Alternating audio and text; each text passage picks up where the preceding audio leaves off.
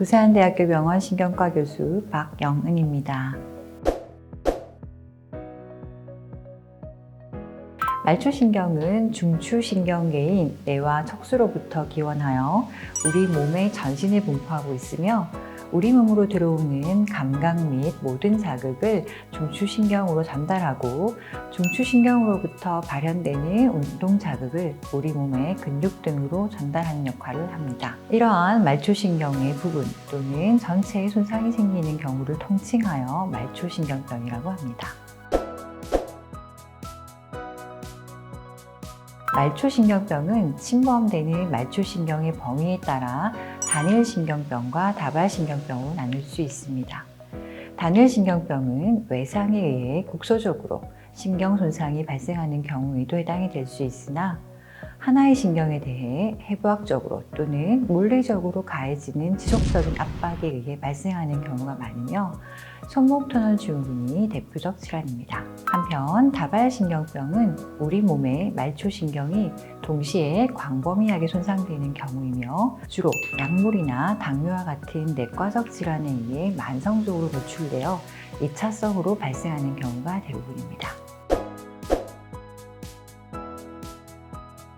말초신경병의 증상으로는 손발 저림이 많이 알려져 있습니다. 손목 터널 증후군은 손저림을 유발하는 대표적 질환이며 대부분의 다발신경병 역시 원인에 관계없이 공통된 증상을 보이는데 초기에는 발저림으로 시작하지만 진행하면 손과 발의 저림감을 같이 고수하게 됩니다. 증상에 대한 표현은 다양하며 저릿저릿하다, 전기 오듯이 찌릿하다, 바늘로 찌르는 것 같다 등이 있습니다. 말초신경병 환자 중 일부에서는 실행감을 동시에 호소하기도 하나 오히려 실행감이 주가 되고 또 피부 온도의 저하가 함께 나타난다면 말초혈관 질환도 함께 고려해야 합니다.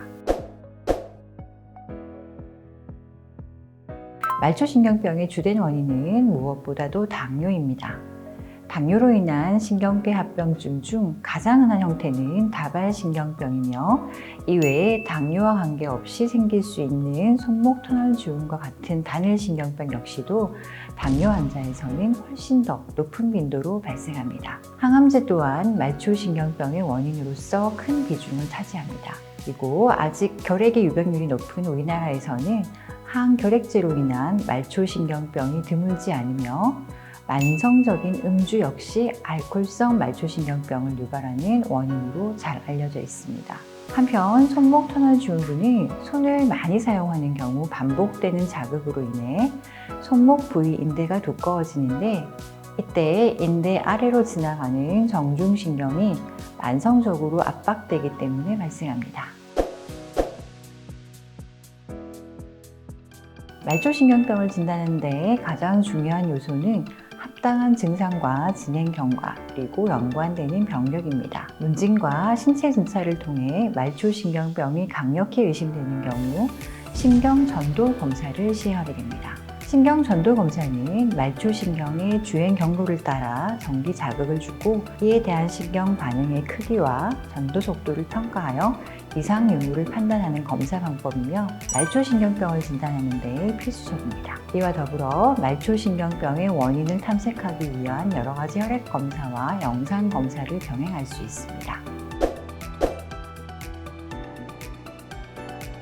손목 터널 증후군과 같은 압박신경병의 경우 수술을 통해 정중신경에 가해지는 압박을 해소하는 것이 근본적인 치료가 될 수 있습니다. 그러나 아주 경미하다면 약물을 통해 증상을 완화하면서 손의 사용을 줄이는 경우 부분적으로 호전될 수 있습니다.